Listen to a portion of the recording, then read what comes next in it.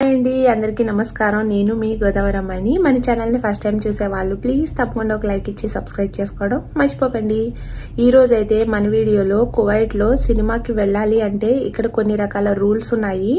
అవేంటి అనేది ఈ వీడియోలో అయితే ఫుల్ ఇన్ఫర్మేషన్ ఇస్తాను. అయితే చాలా మందికి తెలియని ఈ కొన్ని రకాల ఇక్కడ సినిమాకి సంబంధించిన విషయాలన్నీ కూడా తెలియజేస్తాను. నేను చెప్పేదైతే చాలా మందికి తెలిసి ఉండదు ఈ విషయాలు. అంటే ఇక్కడ ఉండే వాళ్ళకి, అది కూడా ఫ్యామిలీ ఉన్న వాళ్ళకి మాత్రమే తెలుస్తుంది. ఫ్యామిలీ లేని వాళ్ళకైతే ఇది కూడా తెలీదు.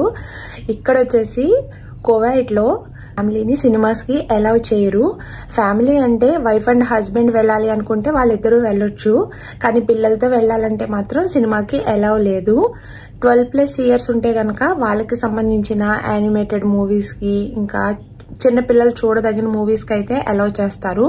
18+ ఇయర్స్ ఉంటే గనక మొత్తం అన్ని సినిమాలకి అలౌ చేస్తారు. ఇక ఈ రూల్ వచ్చి అయితే 2017లో స్టార్ట్ అయింది. మేము కాటమరాయుడు సినిమాకి వెళ్ళాము. అప్పుడైతే మమ్మల్ని బయట సెక్యూరిటీ అయితే అలౌ చేయలేదు. అంతకుముందు కూడా మేము వెళ్ళాము. జనతా గ్యారేజ్, నాన్నకు ప్రేమతో, బాహుబలి, ఆ సినిమాస్ కి వెళ్ళాము స్టార్టింగ్ లో. ఇక 2017లో అయితే కాటమరాయుడు మూవీ రిలీజ్ అయినప్పుడు వాళ్ళు అలౌ చేయలేదు. రూల్ అయితే అప్పటి నుంచి స్టార్ట్ అయింది. ఇక ఇప్పటి వరకు నడుస్తూనే ఉంది. మేమైతే వెయిట్ చేస్తూ ఉన్నాము ఈ రూల్ ఎప్పుడు బ్రేక్ అవుతుంది, అందరం వెళ్లి సినిమా చూడొచ్చు సరదాగా అని. ఎవరికైనా ఉంటుంది కదా సినిమా రిలీజ్ అయినప్పుడు. అది కూడా ఇలాంటి గల్ఫ్ కంట్రీస్ లో మన తెలుగు సినిమా వచ్చింది అంటే చాలా ఎక్సైటింగ్ గా ఉంటుంది. దానికోసం వెయిట్ చేస్తూ ఉన్నాము. వాళ్ళైతే ఇంకా ఆ రూల్ ని అయితే కంటిన్యూ చేస్తూనే ఉన్నారు. ఇప్పటి వరకు కూడా తీయలేదు. అయితే నమ్ముతారో లేదో 2017 నుంచి ఇప్పటి వరకు దాదాపుగా 6 సంవత్సరాలు అయింది సినిమా అయితే వెళ్లి చూసి కువైట్ లో. ఓన్లీ ఇండియా వచ్చినప్పుడు మాత్రమే ఫ్యామిలీ అంతా వెళ్లి చూస్తున్నాము. కువైట్ లో అయితే వెళ్లి చూడడానికి లేనే లేదు. ఇక ఈసారి అయితే గనక పిల్లలు కొంచెం పెద్దవాళ్ళు అయిపోయారు కాబట్టి వాళ్ళని ఏదోలాగా ఎక్కడో చోట అడ్జస్ట్ చేసైనా సరే పుష్ప సినిమాకి వెళ్లాలని నేనైతే గట్టిగా డిసైడ్ అయ్యాను. దానికోసమని పిల్లల్ని అడ్జస్ట్ చేసేసి సినిమాకి అయితే వెళ్ళిపోయాము.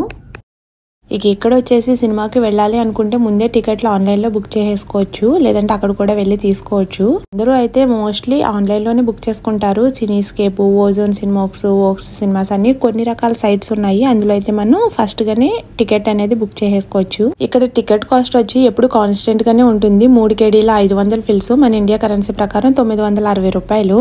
ఇక కొన్ని రోజులు సోమవారం, బుధవారం అలాంటి రోజుల్లో 2 దినార్లు 500 కూడా పెడుతూ ఉంటారు. ఇక్కడ వీకెండ్ అనేది ఫ్రైడే, సాటర్డే కాబట్టి థర్స్డే నైట్ చాలా మంది ఎక్కువ వెళ్తారు. మనం అలాంటప్పుడు కాకుండా వీక్ డేస్ లో వెళ్ళామంటే హాయిగా ప్రశాంతంగా చూడొచ్చు. ఇక్కడ ఇంకో విషయం, చాలా మందికి తెలియని విషయం ఏంటంటే సినిమాల్లో ఐటమ్ సాంగ్స్ అనేవి కట్ చేసేస్తారు. ఇంకా అలానే దేవుడికి సంబంధించిన సాంగ్స్ అవి కూడా కట్ చేసేస్తారు.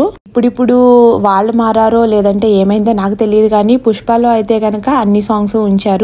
ఇక సినిమా కూడా చాలా వరకు కట్ చేయలేదు, ఫుల్ గానే ఉంది అనుకుంటున్నాను.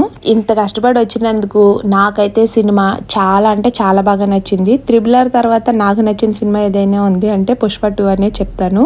మీలో ఎంతమంది పుష్ప సినిమా థియేటర్ కి వెళ్లి చూసారో, మీకు ఎలా అనిపించిందో మూవీ కోసం కామెంట్ చేయండి. అలాగే మన వీడియో నచ్చితే లైక్ ఇచ్చి షేర్ చేసి సబ్స్క్రైబ్ చేసుకోవడం అసలు మర్చిపోకండి. Bye bye.